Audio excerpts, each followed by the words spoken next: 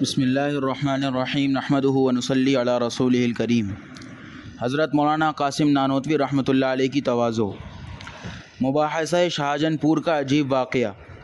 مولانا احمد حسن امروہی رحمۃ اللہ علیہ فرماتے ہیں کہ جب مباحثہ شاہجہاں پور طے ہوا تو مولانا محمد قاسم صاحب بغیر کسی کے اطلاع کیے ہوئے تنہا بنفس نفیس شاہجہاں پور تشریف لے گئے۔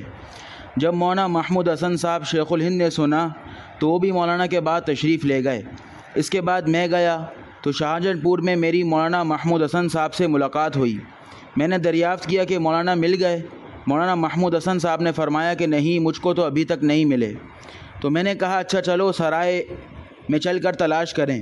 چنانچہ سرائے کے اندر جو ایک شخص آنے والے کا نام لکھا کرتا تھا اس سے جا کر میں نے دریافت کیا کہ یہاں کوئی خورشید حسن، یہ حضرت نانوتوی رحمۃ اللہ علیہ کا تاریخی اور غیر مشہور اسم مبارک تھا۔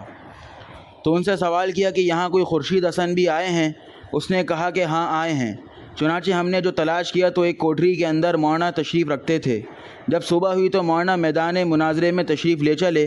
راستے میں ایک دریا پڑتا تھا اور مولانا پیدل تھے، تو مولانا پاجامہ پہنے ہوئے دریا میں اتر پڑے، جس سے پاجامہ بھیگ گیا۔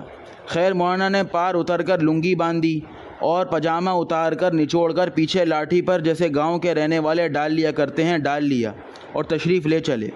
خیر جب مولانا کی تقریر شروع ہوئی تو لوگوں کو مولانا کے آنے کی اطلاع ہوئی، تو لوگ رتھ میں بٹھا کر بڑے اعزاز کے ساتھ مولانا کو واپس لائے، اور جو پادری وہاں مسلمانوں کے مقابلے کے لیے آیا ہوا تھا اس نے کہا کہ اگر ایمان تقریر پر لانا ہوتا تو میں مولانا محمد قاسم صاحب کی تقریر پر آج ایمان لے آتا۔ شان مسکنت۔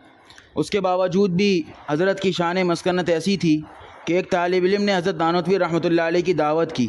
آپ نے فرمایا کہ ایک شرط پر منظور ہے کہ خود کچھ مت پکانا، گھر میں جو تمہاری روٹیاں مقرر ہیں وہی ہمیں بھی کھلا دینا۔ اس نے منظور کر لیا۔ ایک دفعہ ایک درویش حضرت نانوتوی رحمۃ اللہ علیہ کی خدمت میں درویشی کا امتحان لینے تزک و احتشام کے ساتھ آئے۔ بہت گھوڑے اور خادم بھی ساتھ تھے۔ حضرت نے سب کی دعوت کی۔ شاہ صاحب کے نوکروں اور خادموں کو اپنے ہاتھ سے اسی شان کے برتنوں میں کھانا کھلایا جیسے برتنوں میں خود کھاتے تھے۔ حضرت نانوتوی رحمۃ اللہ علیہ اپنے طالب علمی کے زمانے میں مکان میں تنہا ایک جگہ رہتے تھے۔ روٹی کبھی پکوا لیتے تھے تو کئی وقت تک کھا لیتے تھے۔ ایک مرتبہ مولانا محمد قاسم صاحب دہلی میں تشریف رکھتے تھے اور ان کے ساتھ مولانا احمد حسن امروہی اور شاہ خان صاحب بھی تھے۔ شب کو جب سونے کے لیے لیٹے تو ان دونوں نے چارپائی ذرا الگ کو بچھا لی اور باتیں کرنے لگے۔ امیر شاہ خان صاحب نے مولوی صاحب سے کہا کہ صبح کی نماز ایک برج والی مسجد میں چل کر پڑھیں گے، سنا ہے کہ امام قرآن شریف بہت اچھا پڑھتے ہیں۔ مولوی صاحب نے کہا کہ ارے پٹھان جاہل، آپس میں بے تکلفی بہت تھی، ہم اس کے پیچھے نماز پڑھیں گے؟ وہ تو ہمارے مولانا نانوتوی کی تکفیر کرتا ہے۔ مولانا نے سن لیا اور زور سے فرمایا احمد حسن، میں تو سمجھتا تھا کہ تو لکھ پڑھ گیا ہے مگر جاہل ہی رہا، پھر دوسروں کو جاہل کہتا ہے۔ ارے کیا قاسم کی تکفیر سے وہ قابل امامت نہیں رہا؟ میں تو اس سے اس کی دینداری کا معتقد ہو گیا۔ اس نے میری کوئی ایسی بات سنی ہوگی جس کی وجہ سے میری تکفیر واجب تھی، اگرچہ راوی نے غلطی کی ہو تو یہ غلطی راوی پر لازم ہے، تو اس کا سبب دین ہی ہے۔ اب میں خود اس کے پیچھے نماز پڑھوں گا۔ غرض یہ کہ صبح کی نماز مولانا اس کے پیچھے جا کر پڑھی۔ اللہ تعالی ہم سب کو بھی عمل کی توفیق نصیب فرمائے۔ تواضع، عاجزی اور بس یہ بہت بڑی بنیاد ہے، اور اگر کبر جو ہے، تکبر، اللہ تعالی ہم سب کی حفاظت فرمائے۔ یہ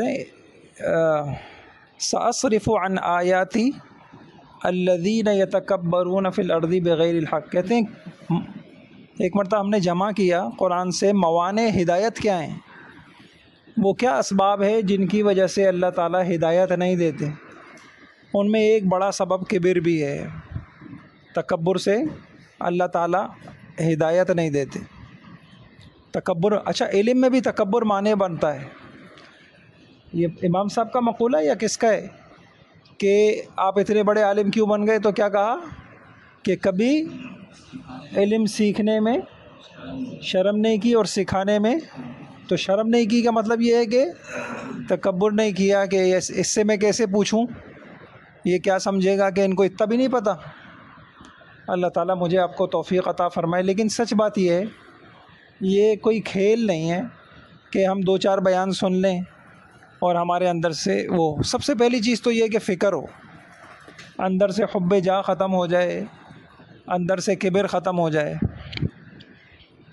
ہمارے یہاں تشریف لائے نا مولانا محب اللہ صاحب، ویسے بھی قرآن میں بھی ہے، کہنے لگے قرآن میں اتنی قسمیں کسی چیز کے لیے نہیں کھائیں، 11 قسمیں کھائی ہیں، والشمس وضحاها والقمر اذا تلاها والنہار اذا جلاها، 11 قسمیں کھانے کے بعد قد افلح من زکاها وقد خاب من دساها، جس نے اپنے نفس کا تزکیہ کیا وہ پاک ہوا۔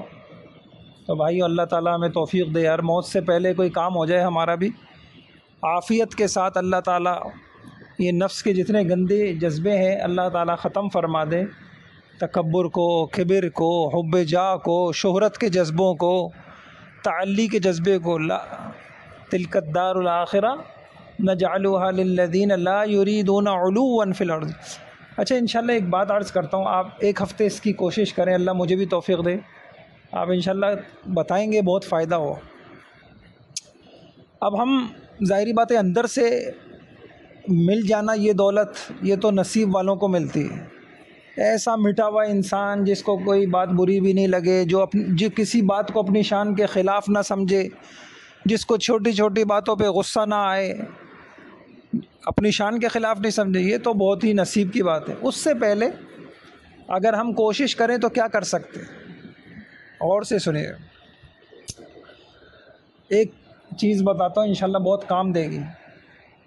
کوئی بھی ایسا کام، کوئی ایسی بات، کوئی ایسا خیال جو آئے جس کو آپ محسوس کریں کہ اس میں امتیازی شان، میں کیا چاہ رہا ہوں اس میں، بس اس کو چھوڑ دیں۔ سمجھ گئے آپ لوگ؟ کوئی ایسی سوچ، کوئی ایسا بول، کوئی ایسا عمل جس میں آپ کرنے لگیں اور ایک لمحے کے لیے سوچیں کہ میں یہ اس لیے تو نہیں کر رہا کہ میں دوسروں سے نمایاں ہوں، میں دوسروں سے ممتاز نظر آؤں۔ اگر محسوس ہو کہ ایسا ہے تو بس اس کو چھوڑ دیں۔ اب ایک طالب علم ایک سوال اس کے دل میں اٹھا، اب آپ غور کریں گے تو ایک دم خیال آیا کہ یار یہ ذرا سا اس کتاب ایسے سوال کرو نا تو سب کو پتہ چل جائے یہ میرے علم میں ہے، کسی کو پتہ چل جائے میری ذہانت کا، تو کیا مطلب میں دوسرے طالب علموں سے ذہانت میں ممتاز نظر آؤں؟ آگے سمجھ، میں دوسرے طالب علموں سے ذہانت میں ممتاز نظر آؤں، بس اس کو چھوڑ دیں، امتیازی شان۔ ایسے ہی آپ دیکھیں کوئی چیز آپ استعمال کرنے لگے، بس دل میں ایک خیال آیا، یہ کیوں؟ اس لیے یہ چشمہ کیوں پہنو، یہ والی ٹوپی کیوں پہنو کہ دوسروں سے ممتاز نظر آؤ، اس کو چھوڑ۔ بیان کے اندر ذرا یہ والی بات کروں، یہ والی بات کیوں کروں؟ میرا بیان دوسروں کے بیانوں سے ذرا ممتاز نظر آئے، سمجھ رہے نا؟ اور واقعی ایسا ہوتا ہے کہ اللہ کی مدد ہوتی ہے جب کوئی، کیسے نہیں ہوگی، جب کوئی طلب لے کر اپنے آپ کی تربیت کے لیے کوشش کرے گا تو اللہ رہبری کریں گے انشاءاللہ۔ کسی نشست میں گئے، اب دل میں خیال پیدا ہو رہا ہے کہ یار میں ذرا سا، میری نشست ایسی ہو دوسروں سے ممتاز نظر آؤں، بس جب یہ خیال آ گیا، ابھی ہم کچھ سال پہلے گئے فیصل آباد کے پاس ہے، کیا کون سا شہر ہے، تو قاری رحیم بخش صاحب رحمۃ اللہ علیہ کے، قاری فتح محمد صاحب کے شاگرد ہیں، بوڑھے، ایسا بڑا مدرسہ قرآن کا، آج تک بتانے والے بتاتے ہیں کہ سالانہ تقریب ہوتی ہے، علاقے کی بڑی بڑی شخصیتیں آ رہی ہیں، سیاسی شخصیتیں آ رہی ہیں، علمی شخصیتیں، لیکن کبھی آج تک ممبر پہ نظر ہی نہیں آئے، وہ کہیں کونے میں وہ کرسی پہ بیٹھے ہوئے ہوں۔ آگے نہ سو اللہ تعالیٰ، اور واقعی ایسا محسوس ہوا کہ یار اتنا بڑا آدمی، ایسا مٹا ہوا انسان، اور بہت کچھ نظر آیا۔ اللہ تعالیٰ عمل کی توفیق عطا فرمائے۔